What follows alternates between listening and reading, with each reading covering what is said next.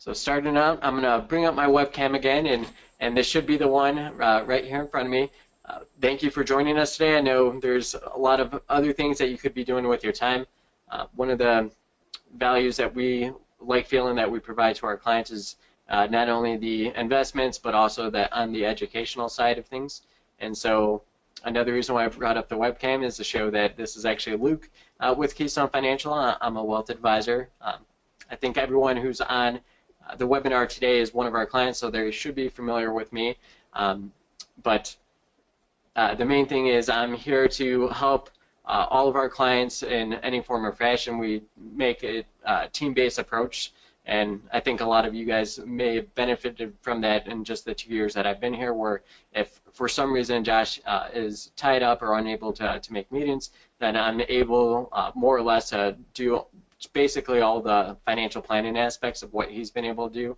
And obviously we always communicate before and after those types of communications occur when we're not able to be joined in those meetings.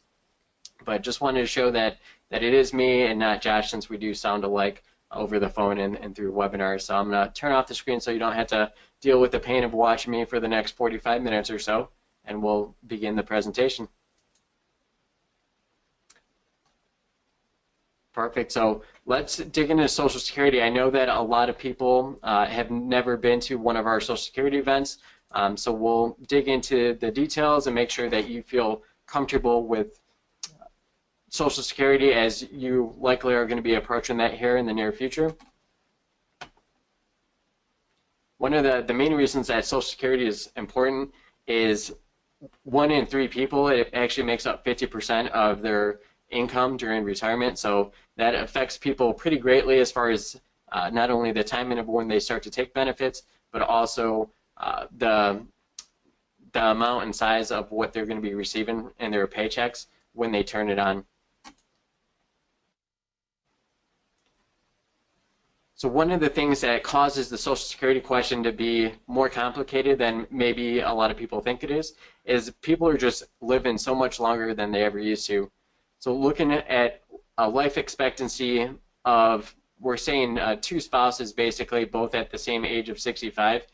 Looking at that individually, you can see that their life expectancies are going to be a little bit lower than when you combine them, and saying that at least one of them is going to be living to age 93 or 98. So also another thing that you're able to deduct from these slides is that women tend to live a little bit longer than men. So that definitely is crucial as far as how some of these benefits that we're going to talk about, whether it be spousal or survivor benefits, where even though often the male benefit happens to be larger in the cases of couples when they had children and maybe the wife stayed home from to help raise the children early on in their childhood.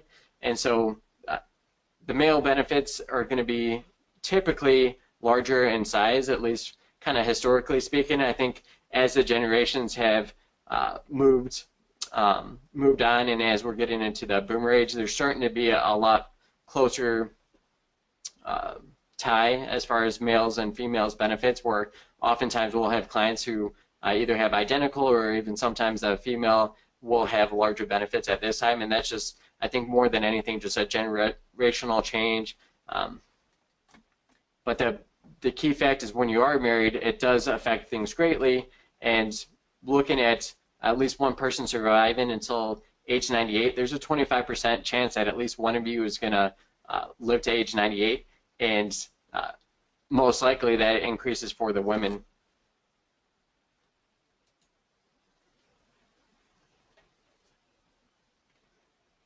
Even with these facts of people living so much longer than they ever used to, 73% of the population who are taking Social Security benefits have taken their benefit at a reduced rate, which means they took it before their full retirement age. And that just doesn't make too much sense to a lot of people. Then again, when you kind of look back and see who those individuals tend to be, oftentimes it will be people who retired significantly earlier than what maybe the national average is. Then also it's going to be weighted towards the lower income earners. One of the things that we'll be speaking about a little bit later are going to be the changes that actually went into effect this year. And the reason why they felt they could enact those changes is they said that basically that 27% that you see, that full or increased benefit filing, that only the wealthiest people tend to be able to wait to take their benefit or utilize some of the strategies that they ended up taking away. So that was their reasoning to removing those. They said they were removing loopholes that mainly only benefited wealthy individuals who were taking Social Security benefits.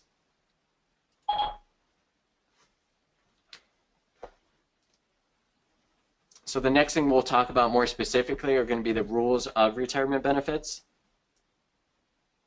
And specifically, we'll be talking about the individual benefits starting out, but then there are things that I've already hinted towards, like spousal benefits and survivor benefits, that play a huge impact on your overall lifetime family benefit. So one of the questions that typically comes up is, how is your Social Security benefit figured out? And what they do is Social Security has been collecting data ever since you've been paying into Social Security, and they are going to take the top 35 years of earnings history, and that's all going to be adjusted for inflation. So they know what the equivalent of $578 is in today, and so they'll adjust that all for inflation, and they'll be using the top 35 years, and that's how they develop what your benefits are going to look like. Another common question that we receive is, what is the most that you can receive from Social Security? And right now, the limit, if you were to take it exactly at your full retirement age, and let's say your full retirement age was age 66, the maximum monthly benefit that you'd receive would be $2,639. And one of the things we'll talk about later is how that is affected, whether you take it early or later than your full retirement age. On the right-hand side here, you're going to see both of these images come from Social Security statements that they send out on every 5th year of a birthday. So if you turn 25, 30, 35, all the way up until age 60, then once you turn age 60, then they start sending those pretty regularly every single year. And Mark asked a great question: do those years have to be continuous? No, they do not. And so one of the nice things about that is it truly is your best 35 years. And so if you ended up having a break in earnings, whether it's for relocation or finding another job, it doesn't matter if there was a year break in between there. If when they look back at the 35 years and you haven't earned a full 35 years of earnings history that you paid into Social Security, what they'll do is they'll end up replacing that with a 0 for that year, and they're still going to be able to run through their equation on their end. So on the right side is going to be typically found on the second page of the Social Security statement that you would receive. And what that says, we'll magnify it a little bit, but it says the first one is going to be your full retirement age, and this is just a generic a sheet from somebody that we pulled that's just generic information. So that first one's their full retirement age. So that's if they waited until their full retirement age. I think just kind of glancing over a majority of the attendees today, that full retirement age is going to be pretty close to 67. And on the very next slide, we'll talk towards the difference of why it changes from 66 to 67. The next two are going to be listed by age 70. So if you ended up delaying your benefit through age 70, it projects that the benefit would increase typically by about 128 to 132%. And then the final guy there, age 62. So the earliest you could ever take Social Security benefits on your own benefit would be age 62, unless you happen to incur a disability, at which then Social Security and disability systems work kind of as a combined system, and so you could potentially receive it before age 62, but only in the cases of a disability. But you see that the benefit amounts are very different depending on the years that you take it.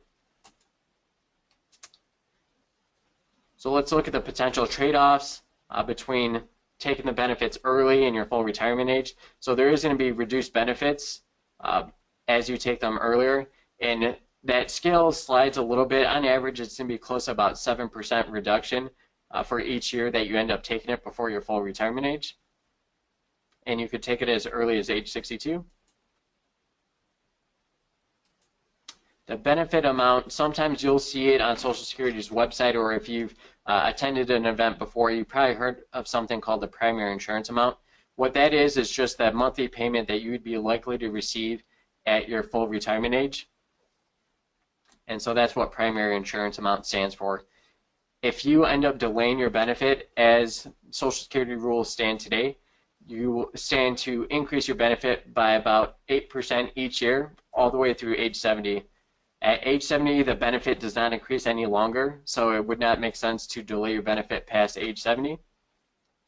And Social Security typically does not allow you to make up, or let's say someone was waiting until age 70 and they lost track of time, because as often happens with a lot of our retired clients, they get into retirement and it's hard to track the days because everything feels like a weekend to them.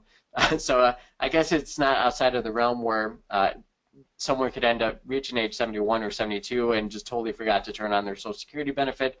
If that happened to be the case, they wouldn't have received any increases between age 70 and the time that they turned it on, in this example being age 72, and they wouldn't be able to get paid back for that time period that they ended up missing either. Down below, you'll see the range of what changes that full retirement age. So a majority of our clients now, if you haven't taken Social Security benefits already, you'd be somewhere between age 66 and 67. And this line shows an increase. So between 1954 birth year and 1960, it gradually increases by 2 months for each one of those years. And so if you're born 1960 and later, you just know your full retirement age is going to be age 67. Yep, and Mark, yep, great input. So for Mark's age, he said he was born in 1956. So just to show you, his full retirement age would be 66 and 4 months for him. So that kind of shows you how it works. Then the biggest thing that may affect that age 67 at this period in time is, even for myself, so I turned 30 in a couple months, my full retirement age is right now, as it stands, the same retirement age for a lot of our clients, being age 67. With the status of Social Security and how it's kind of in dire straits right now, that's likely to increase. Hopefully it'll be bared more by the brunt of the younger generations, which maybe not be as good for people in my generation, but I think to pull the rug on people who are really close to age 67 at this point and getting close to that and starting to make decisions, I think it would only make sense for younger generations to be affected a little bit more than some of the people that will just be stepping on retirement's door and kind of approaching those ages. So this breaks it down. So it's about a 7% reduction for someone that had a full retirement age of 66. So about 7% per year. One of the things that people forget as well is you can actually turn that on at any month in between age 62 and 66 all the way up through age 70. And what would happen is it's just going to be prorated down from that 7% estimate. And so depending on the month, they'll just kind of look at their chart on their end and say, instead of a 7% reduction, it's going to be a 5% reduction or 3% reduction. So they're going to look at their chart, but if you're going to be looking at it and to simplify things, it's about a 7% reduction per year.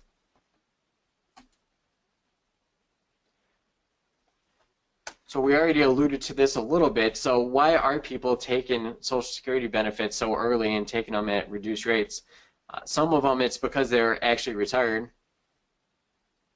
And a lot of people may have some health concerns. So let's say if you've had some health issues recently and constantly being in the doctors, that may be a reason to potentially want to turn on your benefits early. Maybe your longevity isn't necessarily projecting out like those first couple slides that we looked at. Those slides that we looked at before that we're talking about like longevity, it was talking about spouses who were both healthy at that standpoint. And so obviously it's going to be reduced for someone that's age 65 who isn't healthy. Those life expectancies are going to be pulled in a bit possibly. Another huge thing to consider is going to be whether or not you're married. So even if you've had some health issues, if you're the primary breadwinner and your benefits are projecting to be the larger of the benefits, then it's not necessarily all about you in the case of when to file for Social Security benefits, because a lot of decisions that you make in regards to Social Security are going to affect your spouse even if you were to pass away early. Another thing to consider is whether or not it makes sense to even turn on benefits early if you're continuing to work. So there's very low thresholds that would start penalizing your earnings basically if you were to turn on your benefits before you reach your full retirement age. So looking at the limit for 2016, if someone turned 62 this year, started to take their benefits immediately, and they were earning above $15,720 in a year, so that's really low. You can't really be making all that much more than $1,000 a month before you start running into issues, and your Social Security benefit would then start to be penalized. So not only are you locking it in at about a 70% or 75% rate, you're also going to be receiving less of a benefit than you were originally thinking, because $1 of benefits is going to be withheld for every $2 you earn above that $15,720. And that's going to hold true all the way until you reach your full retirement age. Then in that year, that limit increases substantially to $41,880 a year, and that benefit reduction is going to be a little bit looser as well. So $1 of their benefit dollars would be withheld per $3 above that $41,880. So still going to feel some pain if you're still in your higher earning years and you end up turning on Social Security early. But the nice thing about that is a lot of our clients tend to work even past when they take Social Security or end up reaching their full retirement age. And the nice thing about that is if it did make sense for you to then turn on your Social Security benefits once you reach your full retirement age, currently there are no penalties or deductions that would occur on your Social Security benefits. You could be earning $200,000 a year and taking your benefits from Social Security. The only factor you'd be running into is going to be Social Security and how that's going to be taxed, which is different than this penalization that we're talking about here. We'll talk more about the taxation of Social Security a little bit later in the seminar. To this point, is there any questions that the audience has out there as far as things that we've covered that aren't all that clear? I can try to clear those up currently.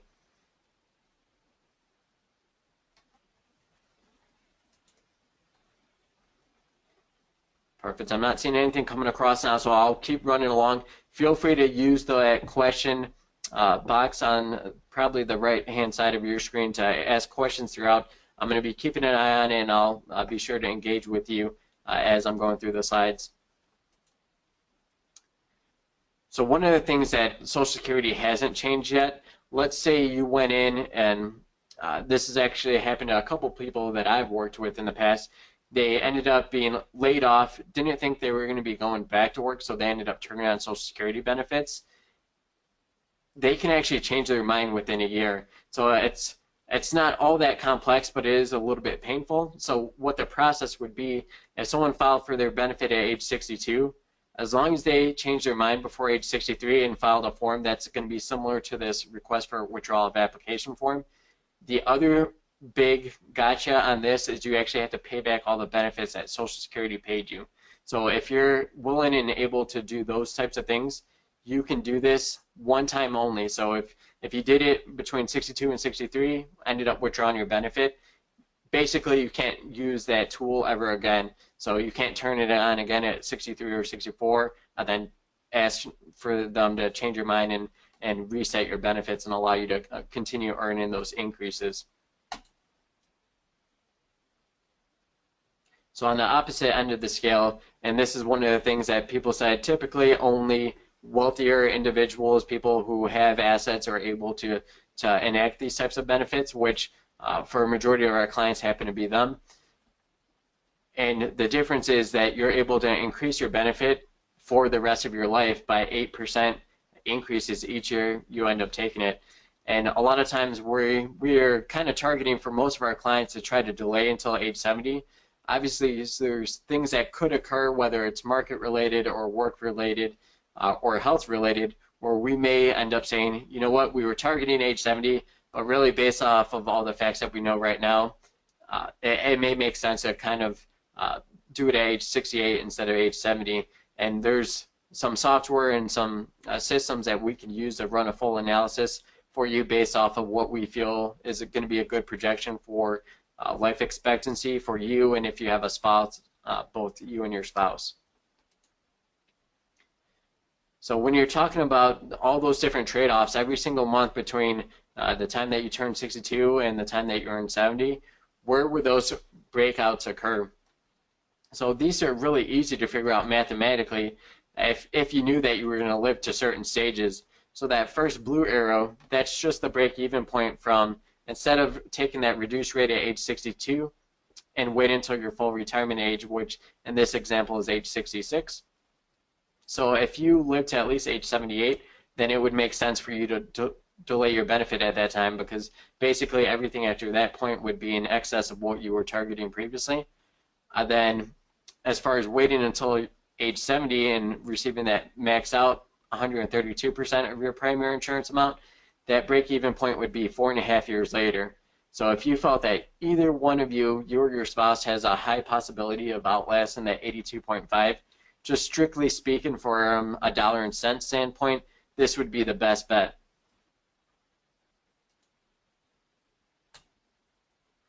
So we'll start getting into a little bit more complicated situations. We're going to be using the example of Jordan and Alex as an illustrative purposes. So Jordan has his primary insurance amount, which means he can earn $2,200 at his full retirement age of 66. And Alex, we'll just say she was a stay-at-home mom and didn't ever end up qualifying for Social Security benefits. She's actually going to be entitled to half of what Jordan receives. So of that $2,200, Alex is entitled to receive $1,100 if she waits until her own full retirement age. To keep things simple from this standpoint, we are assuming that they're both the same age, and also that their full retirement ages are going to be exactly the same. So in order for Alex to file for a spousal benefit, Jordan would have to file for benefits first based off of the rule changes that I'll cover a little bit more in depth here soon. But basically, Jordan's entitled to his $2,200, and if he were to turn that on, that's what he'd receive monthly.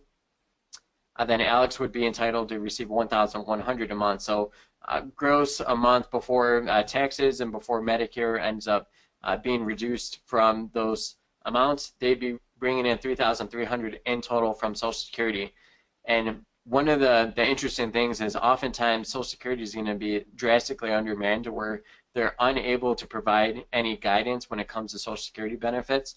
So oftentimes people go in and they forego even collecting that spousal benefit because Social Security isn't necessarily allowed to say, did you know this benefit is eligible for you? So it's horrible that people end up losing out on benefits, and oftentimes they end up finding out from friends and family that, you know what, I'm taking spousal benefits on my spouse, how come you're not taking yours?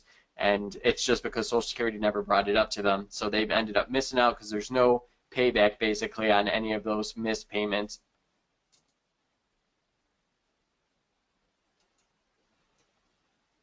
So let's see how the spousal benefit reacts according to the age that the spouse ends up trying to turn that on. So right now we're using full retirement age of age 66 for Alex, and at that point in time she would be entitled to 100% of the spousal benefit, which is half of her spouse's benefit at his full retirement age. That actually gets reduced if she were to turn those on earlier. So she could turn it on at age 65 potentially, as long as her spouse has already filed for his own benefit. And you see the reduction is going to look very similar to that of if she was taking reduced benefits on her own benefits. Where it changes it up a bit is moving forward from age 66 on, there's no increases for that spousal benefit. So it doesn't make any sense for Alex to wait to take spousal benefits past her full age if her spouse has already filed for benefits. This is one of the things, though, that does make it tricky with some of the changes, is because in the past when her spouse would have been able to So when Jordan would have been able to file and suspend his benefits, so instead of him collecting at age 66, his full retirement age, in the past, he had a special privilege where he could file and suspend the benefit here, not actually receive it until age 70, which would allow his own benefit to increase. But then the spouse could start collecting benefits right away just because Jordan filed and suspended his benefits. So that's going to be one of the changes that we'll talk about more in depth, but I just wanted to show you in this example how that works.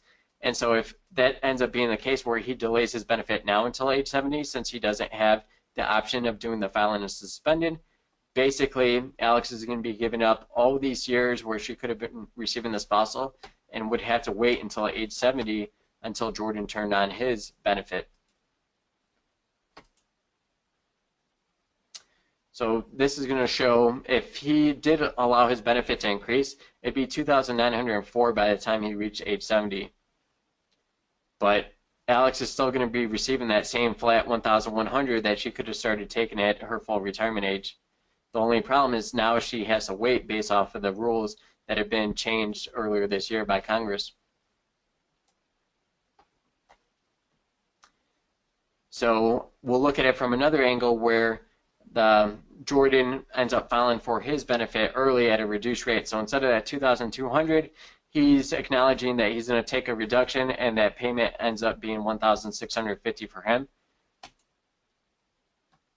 If Alex were to take her benefit at that same time and taking it early, she'd end up receiving a reduced spousal benefit, and she would only be receiving $770 rather than the $1,100. And so this is going to show the old version of what used to be possible.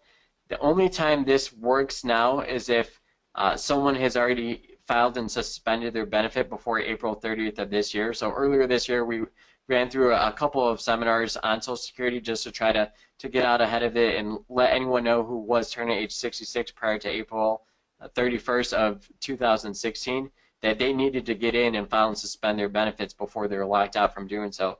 And if you were one of the people that ended up doing that, then your spouse would be entitled to taking half the benefit, even though in this example Jordan wouldn't be actually turning on his benefit, and you see that he's able to receive that increased amount as a result. So in a way, there's still a way to do a suspended benefit, but it doesn't work exactly how we would prefer it to work because there's going to be some trade-offs and some losses in benefits. So in this example, we're saying Jordan ended up filing initially for benefits at age 62, and then once he got to the full retirement age, he could actually suspend his benefit. And so what happens is he starts out with that reduced rate of $1,650.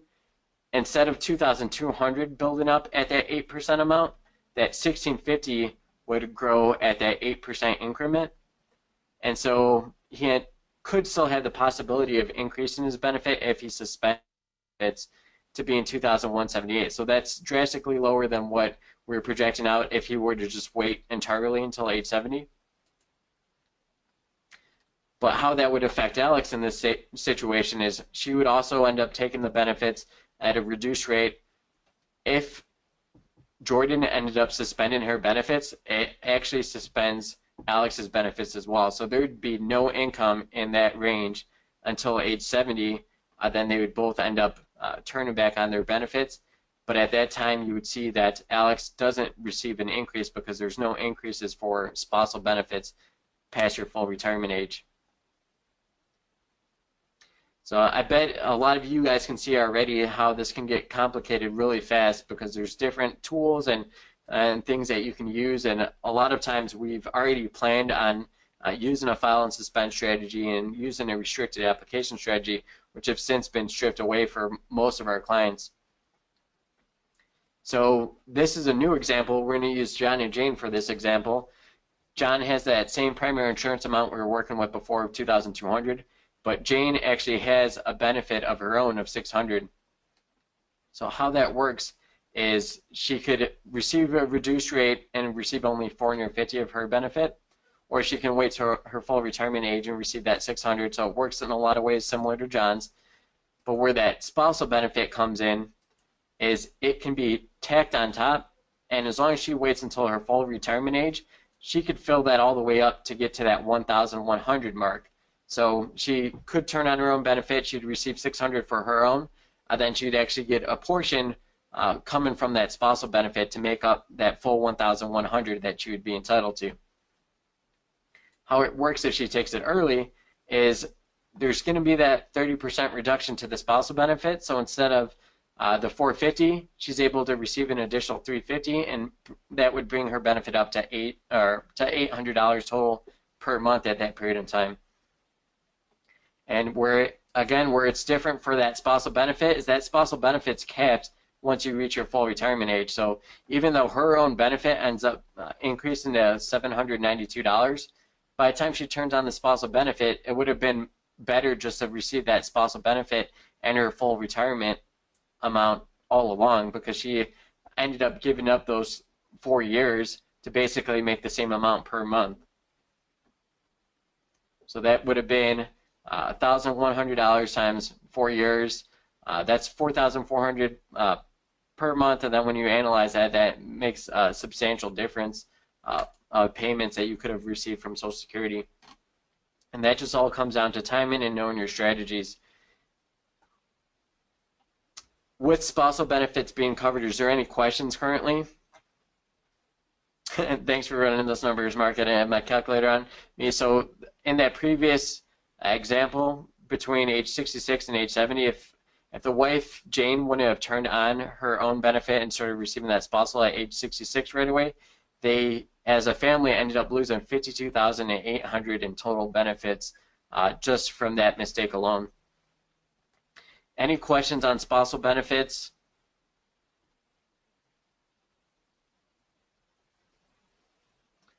Perfect. The next ones that we'll dig into is going to be the survivor benefits. And here's an interesting stat for you guys to look over.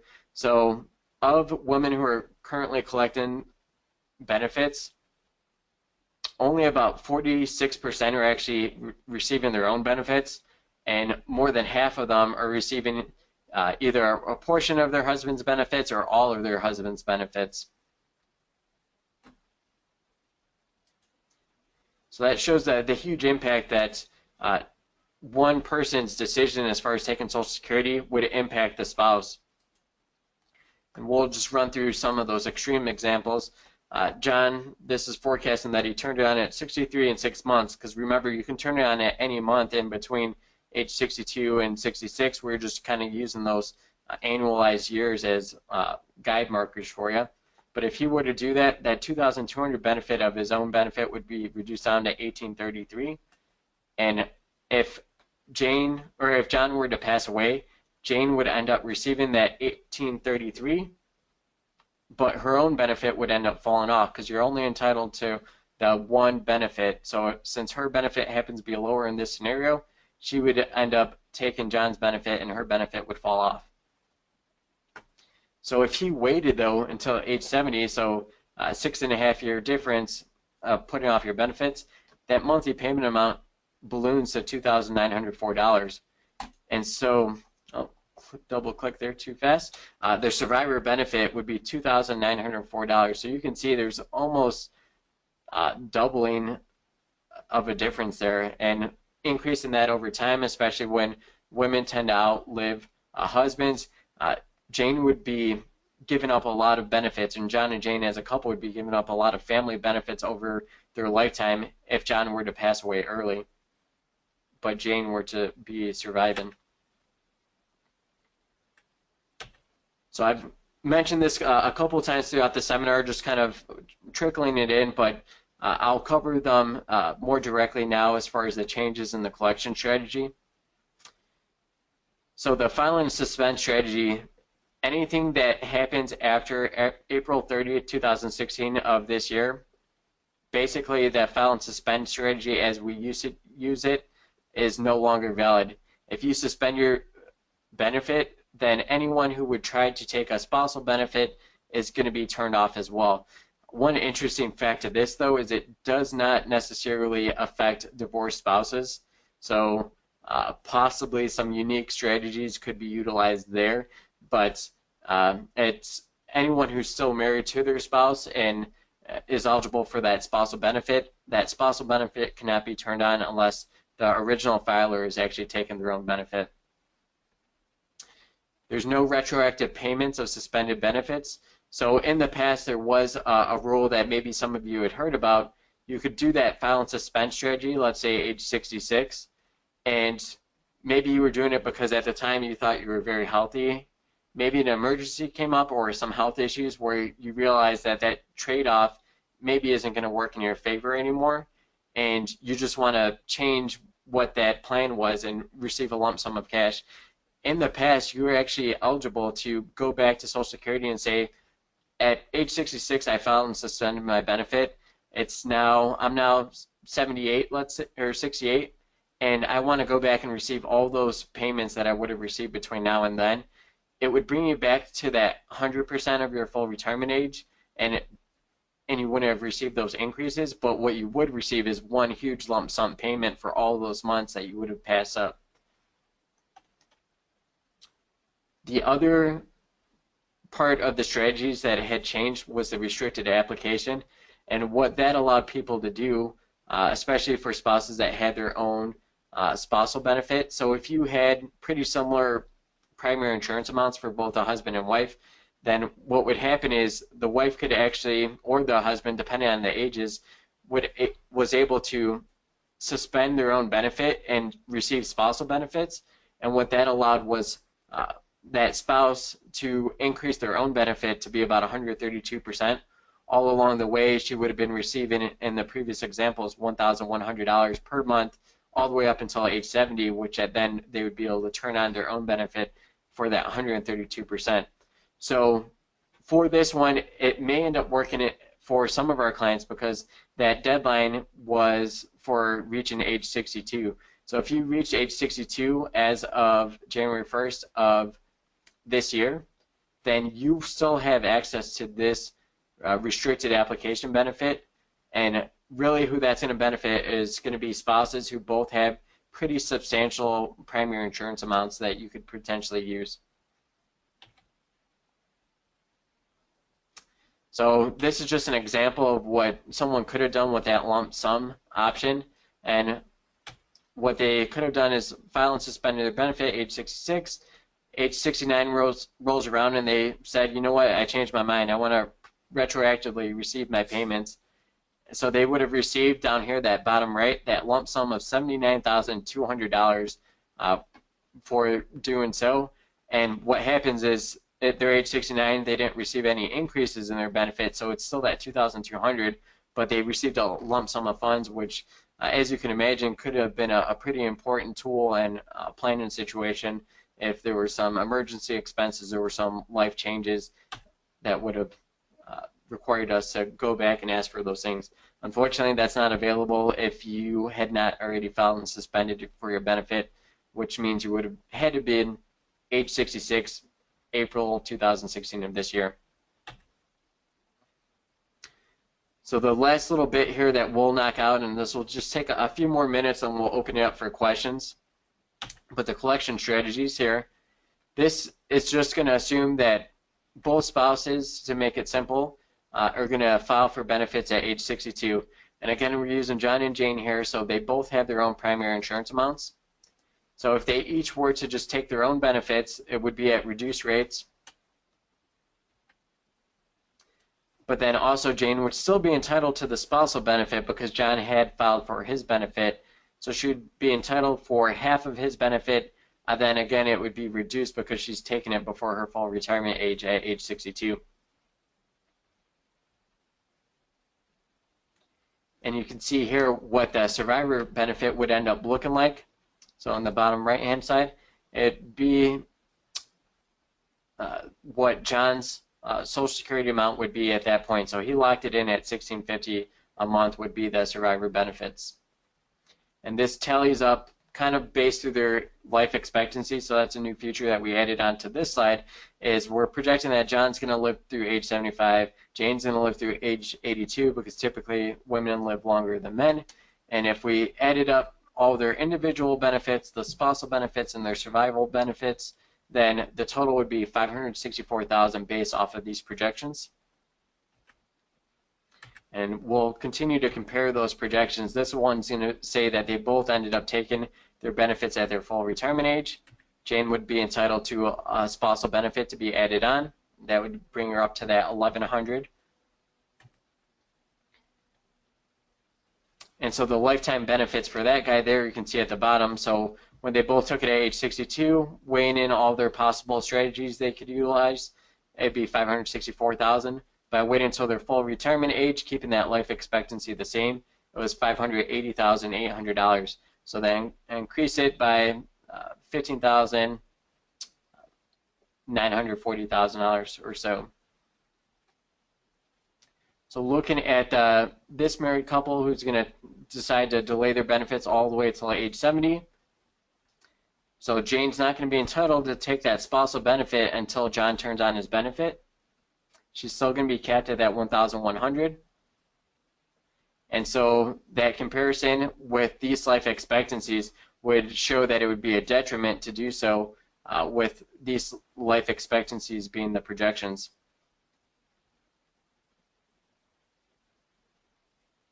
But if we increase the age or if we increase the difference between their benefits, you could see that she could start to take her own benefit early at a reduced rate. He would still wait until age 70. So this is just one of the practical strategies that tends to come up when we run analyses, but we can always run your specific individual ones using the life expectancies you prefer. Oh, and Mark presented a question, I think it's on the previous slides. So you had to work for 3 more years. That's not necessarily the case, but I'm sure you'd want income from somewhere. Social Security isn't directly tied to when you stop working. Social Security is a decision of when to start taking your benefits. So even if you were to retire before age 62, you can still retire. Social Security, you couldn't turn it on until 62 at the earliest. But then at that point in time, you still have a decision to make as to when you would prefer to turn that on. Oftentimes, for people that don't have investments or don't have other assets that they can utilize as an income source to cover their basic life expectancies, a lot of times people just figure that's the default. I retire, I turn on Social Security, that's where my income comes from. But for some people, especially some of our clients, there's other resources we can utilize. Obviously, it's going to depend on the market's cooperation and kind of the allocation that we decided is going to be the best fit for our clients to try to reach all their goals and objectives. But basically, your retirement date from your employer and when you turn on Social Security are completely different. They do not have to coincide, and that would just be a personal choice if you decided to make that be the case. Because we have some clients that work well past age 70, and so it doesn't make sense to delay your Social Security benefits past age 70 because there's no additional increases.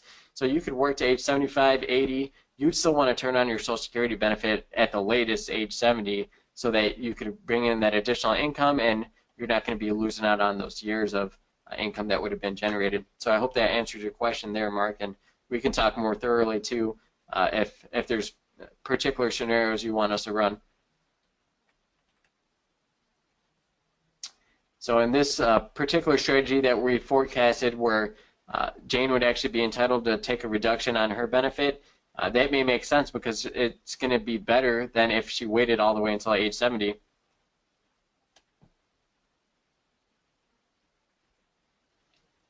Once we increase the longevity, though, we increased John's life expectancy to age 85 and Jane to 92, which we saw in the earlier examples that there's at least a 25 to 50% possibility at least one of those would be one of them would be lasting that long. That drastically changes the timing as far as when to maximize your strategy. So it ends up being a $1 million lifetime benefits.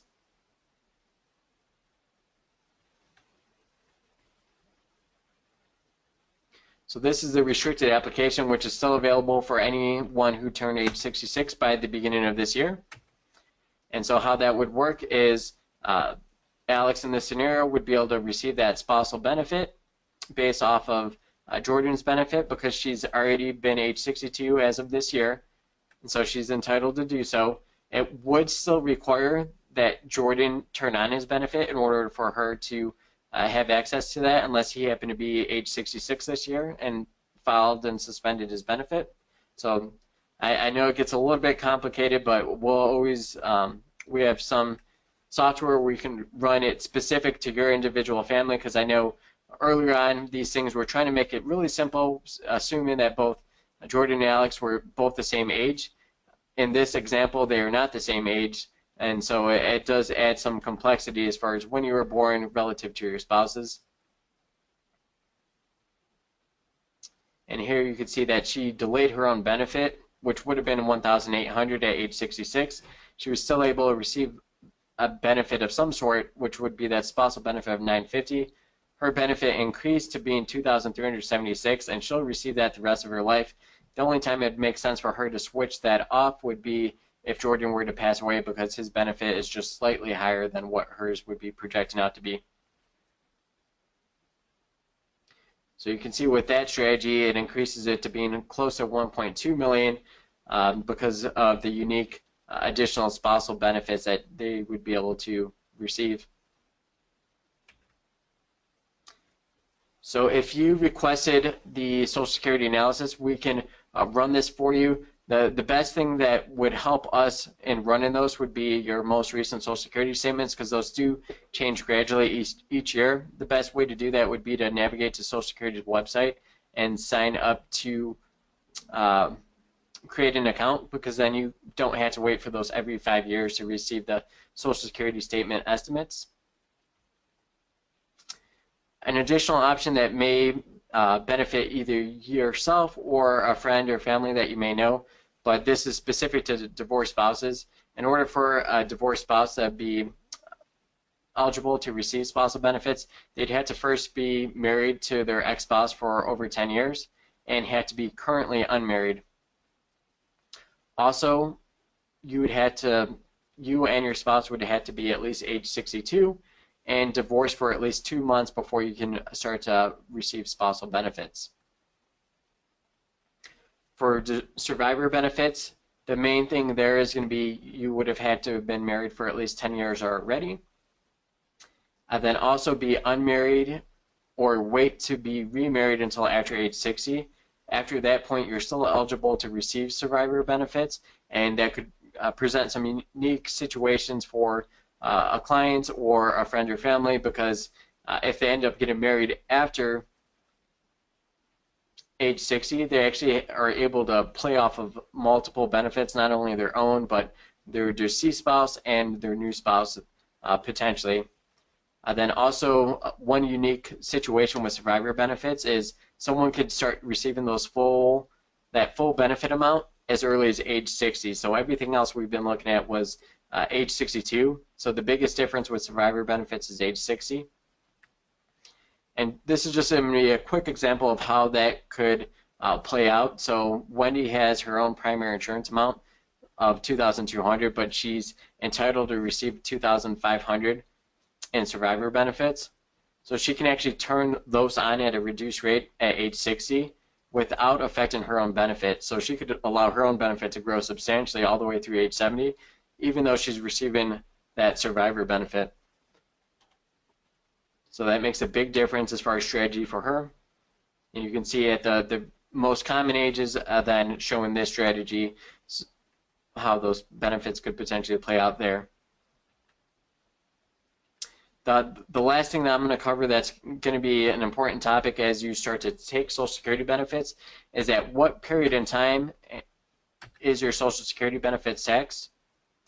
So here you kind of see the different thresholds, and it's going to be based off of whether you're single or married filing jointly. And so as long as your income for being single it falls below that $25,000, none of your Social Security benefits are going to be taxable. And if you're married, it's $32,000. And what they consider income for this calculations, because the IRS likes creating different equations depending on the situation, they consider this provisional income. It's going to include half of your Social Security benefit amount plus your modified adjusted gross income, which often includes capital gains and things of that nature. So there's a full equation. You can go to the IRS or Social Security's website and find out what all that would entail. But it's definitely a little bit more complicated than just saying your earned income, because it's going to be included your modified adjusted gross income and half of your Social Security benefit. Once you cross that threshold and you're between that $25,000 to $34,000 for single, or $32,000 to $44,000 for being married and filing jointly, your Social Security benefit could be taxed anywhere between 0 and 50% of that would actually be included on your ordinary income. Then it would be at your marginal tax rate is how that would look. And right now the most severe one is once you exceed all those thresholds we just talked about, it could range between 7 to 85% of your Social Security benefits would be included in your ordinary income and taxed at your marginal rate. So it's important to know that it's not 50% of your Social Security is being taxed at a 50% rate. It's just half of that amount would be included in your ordinary income total. Then looking at what your marginal tax rate, that would be what would be used in calculating your taxes. So depending on your assets that you have available to you, it's possible for some of our clients that they may be able to not receive any taxes on their Social Security. If you do need to pull out a substantial amount of assets, or you end up having a lot of capital gains realized, then that's what's going to cause you to move into these other brackets, as well as earned income and retirement distribution income that is not coming from a Roth IRA. So with that, hopefully I provided enough information for you guys to understand at least the basic fundamentals of how Social Security works and a lot of those different trade-offs and got-yous that Social Security ends up presenting out. This is going to be an important topic not only now but moving forward, because Social Security system is teetering right now as far as not being sustainable, and so there is a high degree of likeliness that changes are going to be enacted. A majority of you, because you happen to be under the full retirement age, are going to be affected in some form or fashion. It may come across as an additional tax or some additional reductions based off of some of the assets that you may have accrued or net worth. So those things all remain to be seen. I know political season is coming up and voting is on the way, and I wish I could tell you that one or the other, whether it's Trump or Clinton, are going to help repair the Social Security system. At this point, what they are both saying is they would like to increase benefits of Social Security, which, just kind of looking at the status of the system right now, I don't see how they're able to increase benefits across the board for people. If they do, it's going to be on the backs of other people who are going to have to either take cuts, or somehow it's going to be adjusted to affect more of the wealthy and redirect some of those funds to some of the lower earning income families prior to their Social Securities being turned on, because a majority of them, they're going to be the ones that predominantly will be about 50 to 85% of their Social Security benefit will be all of their retirement income. And so you can only imagine that if that were to be turned off or affecting those particular families, that there would be an uprising, I assure you.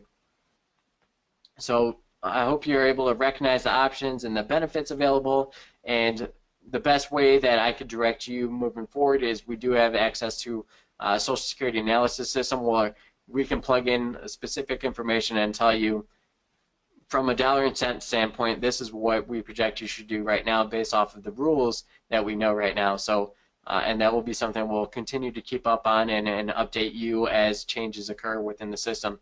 With that, I'll leave it open for individual questions, and you can always also follow up with me or Josh with direct emails here to the office.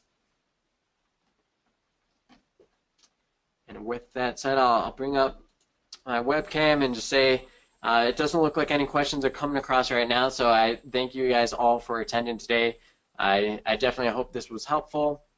Yep, and I see Mark had some information. It is good to know that even though retirement doesn't necessarily affect the Social Security and when you turn that on necessarily, there are important dates that you guys have to look forward to. One of them is going to be age 62, which is the earliest you could turn on Social Security, so that's an important age. 65 when you're eligible to receive Medicare, which is going to be even more important if you are not covered by a employer health plan currently, as that will be very expensive up until you turn on Medicare. Then after Medicare, it'll be your full retirement age, wherever you've landed on that range of ages. The next one would be age 70, where if you haven't turned on your Social Security benefit, you definitely want to go in and do that. And then the next thing that Mark brought up specifically is age 70 and a half. So the year you turn age 70 and a half is when you're going to be required to start having funds distributed from your IRA account, whether or not you actually need those funds, because the IRS would like to start receiving some tax implications and some tax payments from you. So those are going to be some important dates kind of projecting out over the next 10 to 20 years of your life, depending on your age.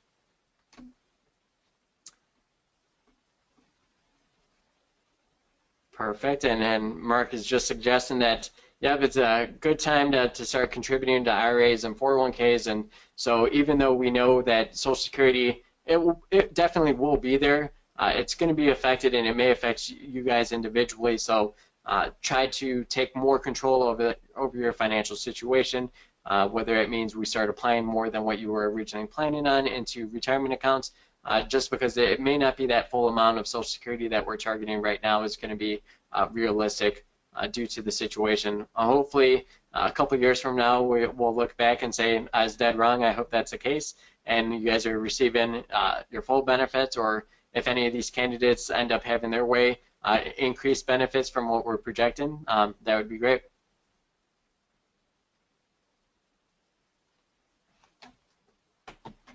Perfect. And with that said, I'm going to close this out. I'm going to be following up with everyone to let you know our next following webinar will be on the true cost of investing. I know we've had a good amount of time to touch base with a lot of our clients on that. And so what we're going to be doing is a seminar specific to what we had been talking about with some of the changes that we've made and how we've been able to reduce costs, but also where those costs tend to show up and surprise people. So we'll start to uncover that at the next webinar.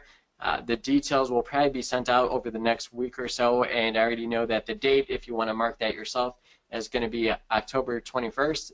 It's a Friday, and it will be at noon, just like we did today. So with that, I thank you guys all for attending, and feel free to follow up after the webinar today with any specific questions or any specific analysis that you want us to run for you. Thanks for attending, guys.